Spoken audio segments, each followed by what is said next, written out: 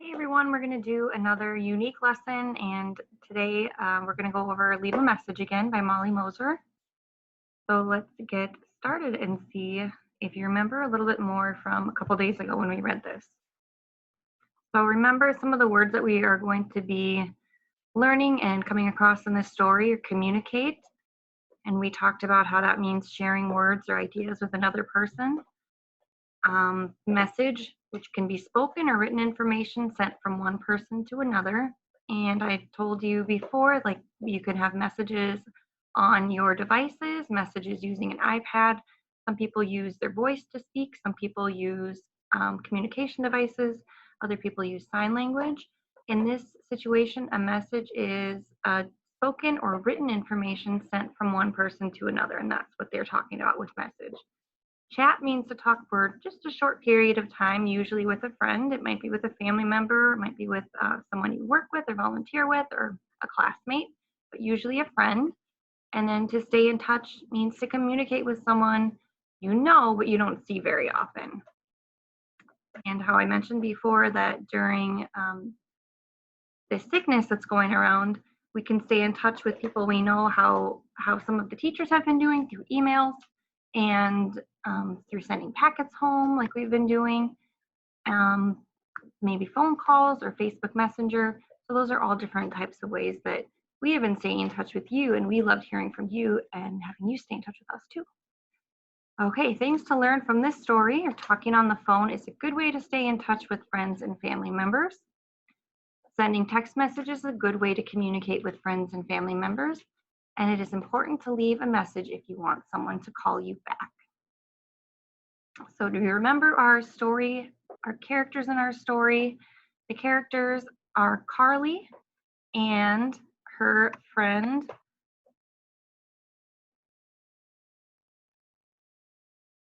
Tori.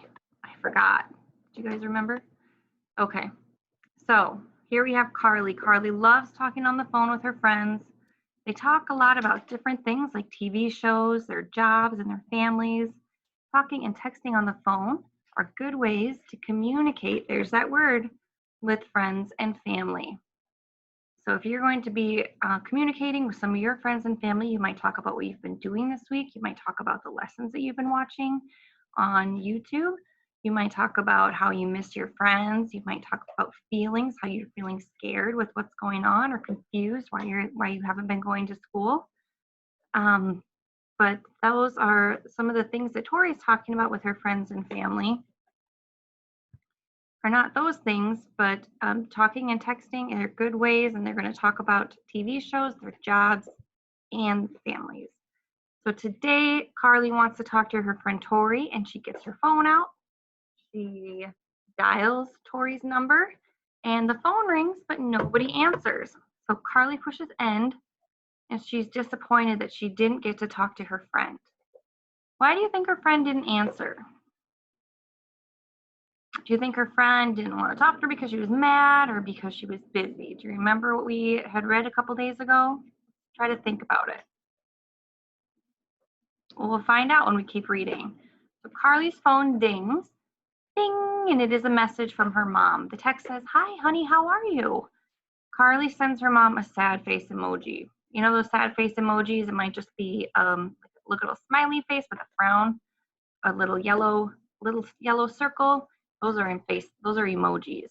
She types, "I called Tori, but she didn't answer. She must be mad at me." Ding! Carly gets another text, and her mom says, "No, she was probably just busy." "Did you leave a voicemail message?"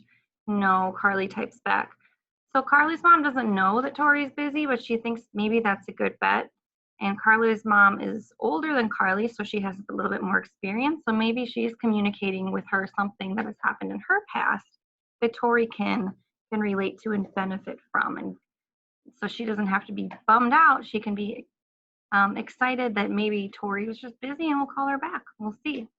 When people are busy, they might not answer their phone. You need to leave a voicemail message for Tori. You need to tell her why you called. Ask her to call you back. Carly's mom replies, "Really? Okay, I'll call her back and leave a voicemail message," Carly types. And another thing Carly might have done is to text her friend and say, "Hey, This is the reason I'm calling you. Is everything okay? Like, call me back when you get a chance. Carly dials Tori's phone number again and leaves a message this time on Tori's voicemail after she hears the beep. So she followed the directions that the voicemail said, and Carly said, "Hi, Tori, it's me, Carly. I was calling to see how your job is going."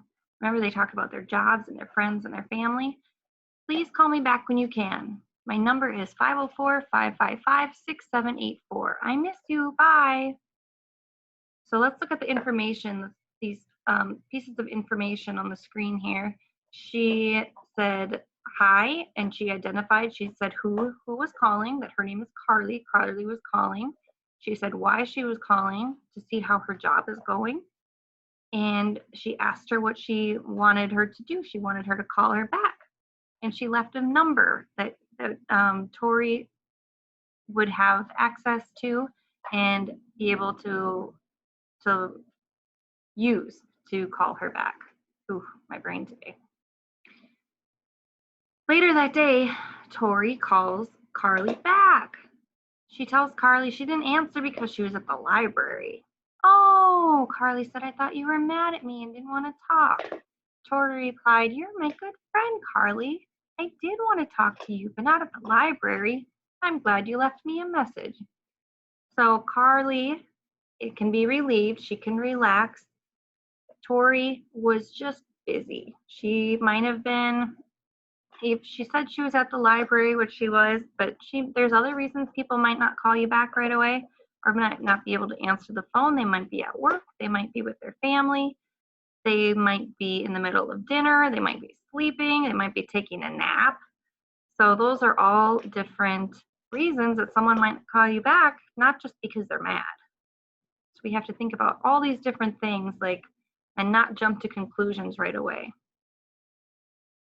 She said, "I am glad you left me a message," because then she knew to call her friend back.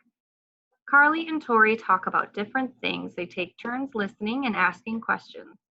Carly asks Tori if she likes her job. Tori asks Carly how her life skills class is going.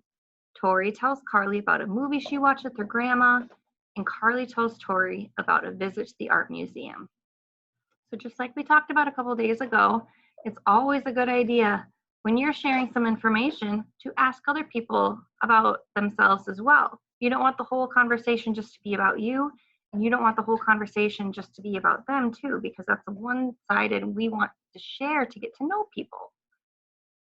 So that's why we practice sometimes with your communication devices or your adaptive switches or your iPads or your Go Talks, having a conversation and saying, "Hi, how are you?" and sharing something about yourself. Those are all good ways to hold a conversation.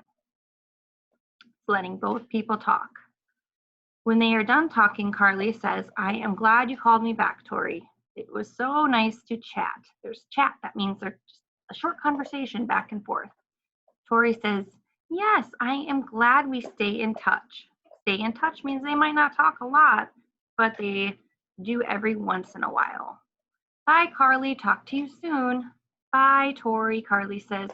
She pushes end and sets down the phone. So her call is over, and now she can use her phone to text her mom back. So Carly texts her mom. She sends her mom a text message and says, "I got to talk to Tori. She was not mad at me." Her mom, she was busy at the library, and her mom replied, "That's great, honey. I will be home soon. I'll see you in a little bit." So Tori went back and told her mom, "Hey, you're right. My friend's not mad at me. You knew what you were talking about, and all is well." Carly is glad she left a voicemail message for Tori. She is glad that Tori called her back. She is happy she can use her phone to stay in touch with her friend. She is happy she can use her phone to send text messages to her mom. And if you don't have your own phone, sometimes you can use the person that supports you. They can help you use someone's phone, or you can maybe, if your parents allow you to use their phone, that's great too. They might help you FaceTime. I know we have some students in our class who have done FaceTime before with other family members. And we have, since we've been home from school, we've gotten to have conversations with other classmates over Facebook Messenger, so we've gotten to see their pictures and see and be able to wave to them even if they're not talking to us. It's cool to just get to see them. All right, and our tips from this story: sometimes people are busy and can't answer their phone. When you leave a voicemail message, leave your name, your phone number, and why you are calling. And that lets them know where they should call, who they should call back, and if they need to call back.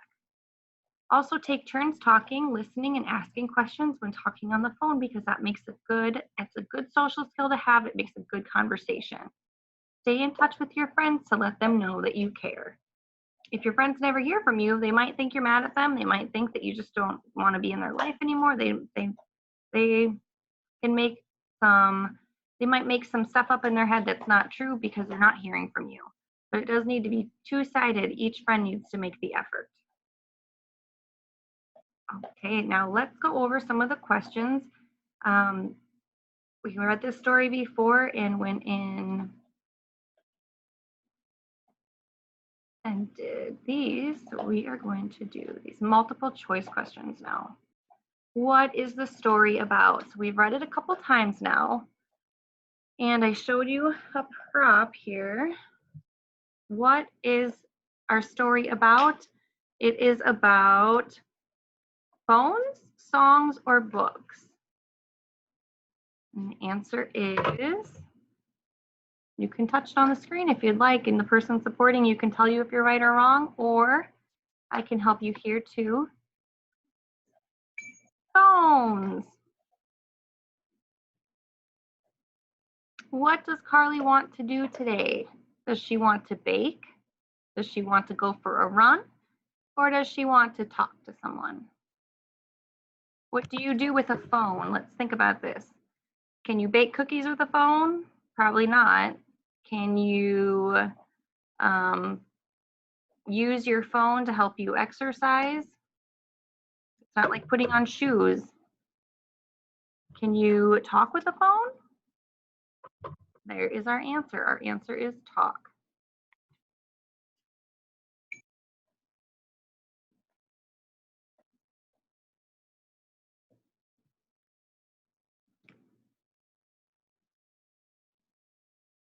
What does Carly leave for Tori? Remember, she gives her a call and Tori is not there right away. So over the phone, does she leave a letter, a message, or a gift?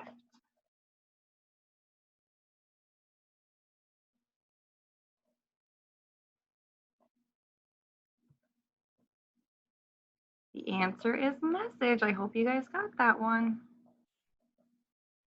What does Carly tell Tori? What does Carly tell Tori? Does she give her address so she can write her a letter? Does she give her zip code so she can address the letter? Or does she give her phone number so she can call her back? Remember, we're not talking about letters in this lesson. We are talking about phones. And we see a picture of a phone. So that is our answer, phone number. What is important to know about this story? Is it important to know that we need to take turns asking and answering questions and being good conversation partners and having good social skills when we have conversations? Is it important to know in this story that phones are expensive? Or did this story tell us not to talk to strangers?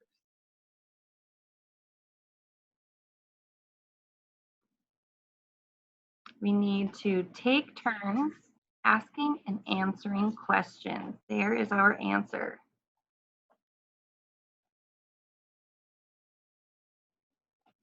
Okay, and that one is a little bit trickier, so we are just going to stick with the one we did. And that is our story about leaving a message. I hope you guys enjoy that. I hope the story was a little bit more familiar this time and that you enjoyed participating in the questions at the end. I will see you the next time.